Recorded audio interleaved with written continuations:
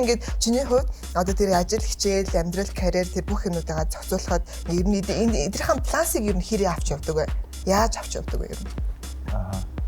Тэгээ юу сурдаг байхад бол би жоохон яадаг байсан юм аа.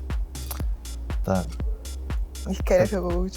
Тийм сурдаг байхдаа бол би бас тийм амар олон тэгээ зураг моргонд ороод яваад жоохон амждаг байсан. Тэгээд ангаахчин болохоор амар хичээл даалга өгчдөг. Тэгээд тэрэндээ тэрийг хийхээс илүү санаа зовх нь амар их байдаг байхгүй. Тэг гэртээ очиод бодоол за одоо хийндэ гэж гадуур эсвэл ажилдаа явж за очиод хийндэ гэж бодоол байдаг болохоос хийж байгаа нас тэрийг харьцуулах юм бол хамаагүй жоохон илүү бага. Тэгээд тийм байдаг гэсэн болохоор ер нь л би тэр үедээ жоохон цаг алдсан гэж боддог.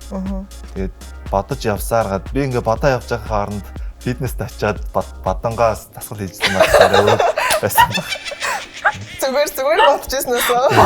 Зүгээр бодчихснаас. Зүгээр юм идэл бодчихснаас. Зүгээр бодчихсан бол. Оо чи. Гэж боддог байсан.